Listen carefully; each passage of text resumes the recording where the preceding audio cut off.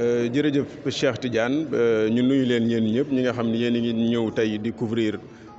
fin atelier bi maa ngi tudd Ibrahima Gueye nekk professeur d'éducation artistique de formation waaye itam nekk coordonnateur départemental GEP au niveau de Tivaouane. GEP c'est le groupe pour l'enseignement de la population. Les clubs EVF ñooy les clubs éducation à la vie familiale. Donc atelier bi nga xamante ni déroulé nañ ko ci ñaari fan vendredi démb ak samedi tey jii ci salle de délibération bu mairie bi Tivaouane mi ngi doon tourner ci renforcement de capacité maanaam yokk information yi xam-xam yi xarala yi ci ñi nga xamante ni ñoom ñooy élèves yi nekk ci club EVF yi ak itam jàngalekat yi nga xam ne ñoom ñoo leen yor ci club EVF yi. ci lan ci la prévention maanaam ñu aar ñu dogale ëmb yu teel yi grossesse précoce yi mariage précoce yi ak itam estime de soi nit ki naka la nit ki mën a xam boppam gëm boppam naw boppam ñu def ko itam ci santé sexuelle et reproductive muy SSR. démb ba tey nag wax dëgg yàlla ñi Tivaouane am ñëpp ak académie bi ñëw nañu. ñuy remercier bu baax l'inspecteur d'académie ndax sa secrétaire la secrétaire générale de l'IA de Thiès mi ngi fi woon feggoo ak itam inspecteur Thiam de l'IEF de Tivaouane représentant l'IEF Amadou Dia ñuy sant vraiment ñëpp atelier bi nag wax dëgg yàlla atelier bu riche la parce que dafay tax xale yi nga xamante ni ñoo nekk ci club EVF yi ak jàngalekat yi leen yor ñu am ay information yu wóor information yu dëgër yoo xamante ni ndax xale bi élève bi muy jàngalekat bi ñoom ñëpp ñi ngi ci école gaa mais suñu génnee école ci seen i kër la ñuy dellu ci koñ bi la ñuy dellu léegi nag information yi ñu fiy jëlee mooy tax bu ñu delloo école daal di def lu ñuy tuddee démultiplication maanaam tax club bi du ñoom ñaar ñii rek ak professeur bi groupe la ñu macha allah ñu xaw a takku léegi nag ñu jël ci ñaar ak ki leen di encadrer former leen ñoom bu ñu demee nag yóbbu ko ci école bi tasaare ko mu nekk te itam yamuñu ci loolu rek ndax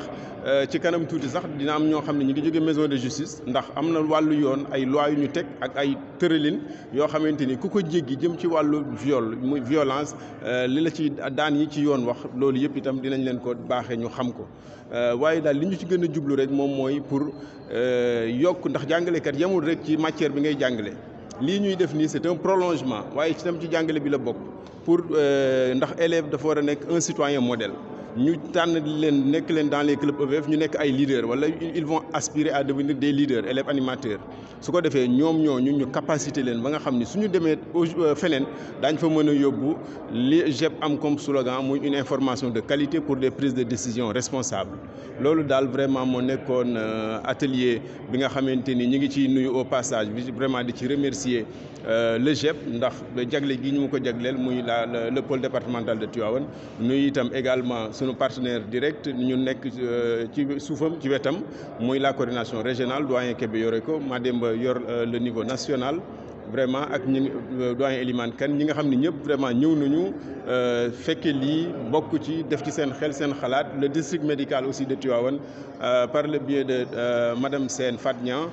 ñuy remercier également le docteur médecin chef du district Camara ndax ñoom ñëpp ils ont appuyé l'organisation ci seen personne ressource ñu ñëw jàpp ci lii ñuy def donc c'est l'occasion vraiment remercier aussi tous les clubs tous les PRT du département tous les 10 clubs représentés qui sont ici ak les LEA qui ont participé ñuy dalal itam xelu waajur yi di dalal xelu parents yi ndax li ñu fiy def dañu ci day dëppoo ak ndax dañu am ay gëm-gëm am ay aada am diine yu ñu bokk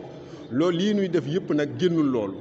waaw loolu suñu diine nanguwul suñu aada nangu ko suñu cosaan nanguwu ko boo tëddee na sa xel dal te xam ne bii club EVF yii club EVF le GEP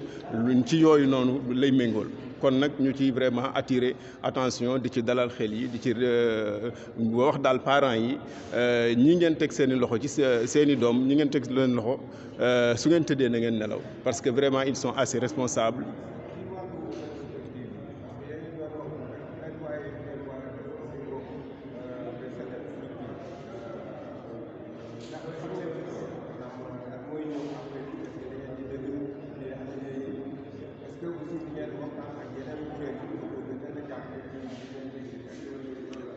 Merci Cheikh Tidiane déjà suñu jógee fii rek fii ak le 30 mars bii nii c'est très serré mais d'ici le 30 mars dinañ dérouler des activités dans les écoles ci club yi su ko defee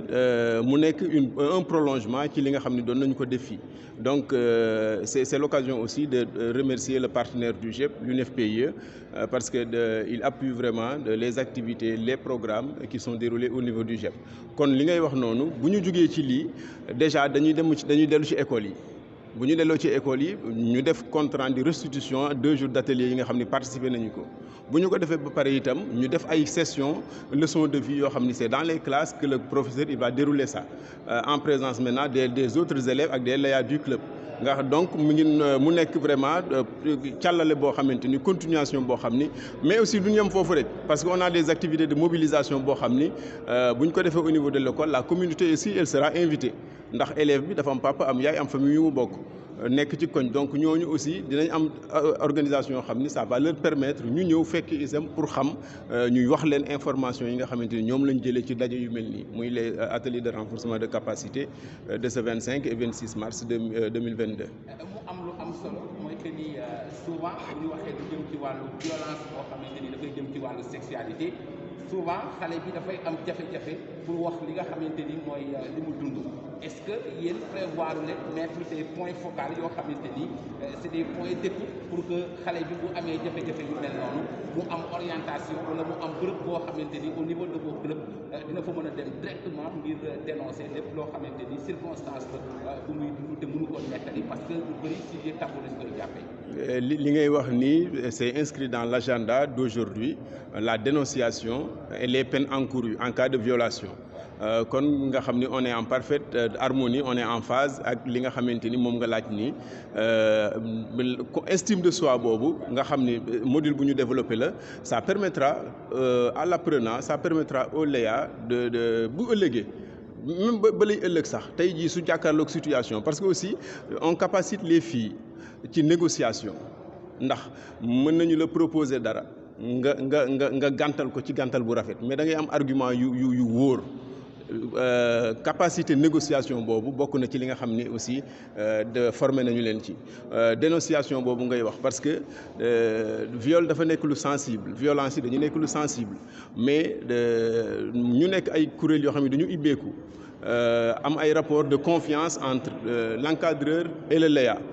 ak sax ki nga xamante ni ci société bi la nekk rassurer ko mettre ko en confiance ba nga xamante ni su dara dalee ci moom dina am wóolute ñëw wax ak yow loolu nag ci la ñuy former élèves yi ci la ñuy tàggat élèves yi ci la ñuy ci lañ leen di capacité. Je m'appelle Anta Faye, je suis élève au collège CM4 de Tivaouane. damay am mbégte ak kontaante si ñëw fii parce que l'expérience elle était enrichissante jàngal nañ ñu fi lu bari nous avons beaucoup appris même. Aussi nous sommes capables bu ñu demee suñu école yi di mën a sensibiliser parce que c'était le but ñëw fii pour demaat suñu école yi mën leen sensibiliser si yuñ jàng fii et inch'Allah nous le ferons avec plaisir te je remercie aussi ñi nga xamante ni ñoo fi nekkoon di ñu encadrer ñi nga xamante ni ñoo ñu jox connaissance yi yëpp ba bu ñu demee suñu école yi mën leen transmettre liñ fi jëlee. bu ñu waxee sexualité ñu bari dañu jàpp ni sujet bu tabou la tey ngeen ko doon waxtaanee fii est-ce que yow am na lu dañ ci yow par rapport ak complexe bi ngeen di am pour mën a waxtaanee lépp lu jëm ci wàllu sexualité est-ce que aussi pare nga pour porter message boobu ci seen école yi nga xamante ni foofu ngeen jógee. si am na lu dañ ci man parce que auparavant daaw ma daan mën wax ci sujet boobu je n'osais même pas poser ko samay parents parce que j'avais la certitude que su ma leen ko waxee dañ may wax lii yëfu xale la war a ko xam mais d'après li ma jëlee fii mën naa ci waxtaan ak ñoom et aussi en commençant par ñoom dama leen di sensibiliser à ce que ñuy waxtaan ak ñun ci yooyu parce que loolu je pense que c'est une chose très importante parce que ñoom bu ñu ci waxtaanul ak ñun aussi ñun dinañ ko xamee ci mbedd bi donc mieux vaut ñoom ñu waxtaan ci ak ñun te aussi je suis prête su ma demee suñu école ak sama environnement di ci waxtaan ak ñoom di leen sensibiliser comme man niñ ma sensibiliser fii. En tant que jeune fille bu gën a attirer sa attention. lan moo gën a attirer sa attention. li gën a attirer sama attention mooy les grossesses prématurées. Les grossesses prématurées parce que étant une adolescente man je me dis que c'est une chose désastreuse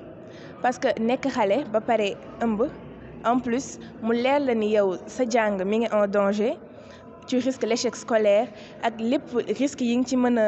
jëlee yëpp c'est une chose vraiment affreuse sa bakkan xaj na ci te loolu noonu yëpp je pense que bu fekkul woon que sujet yi c'était tabou nañ ko mën éviter mais par la faute de la société et des parents yi nga xamante ni ils n'osent pas en parler avec nous nous sommes souvent confrontés à ce genre de situation.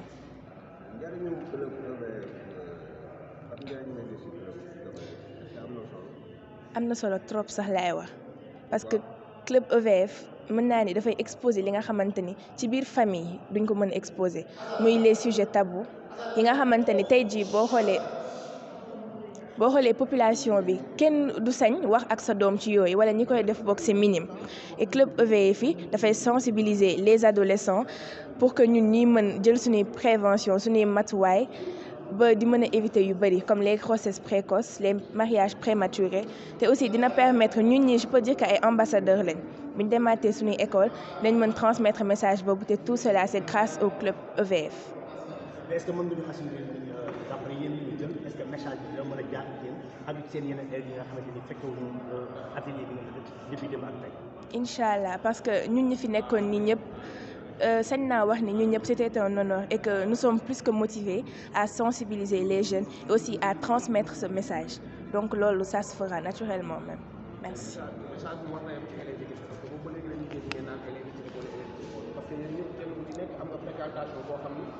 jàng ñu bàyyi nañu école parce que comme ni ñu koy waxee d'habitude xale yi léegi dañuy teel a bàyyi école est-ce que pare ngeen tamit message bi ngeen jàllale ko ci ñi nga xam ne ñoo ci école yi. oui sànq wax naa environnement bi su ma waxee environnement bi du école seulement mais ñu ñu wër ñëpp ci koñ bi ak ñi nga xamante ne suñuy xarit lañ te pourtant nekkuñu ci école bi parce que la plupart sax ñooñu lay gën a affecté ku bàyyi woon jàng parce que xale bu jàngul dafay am jot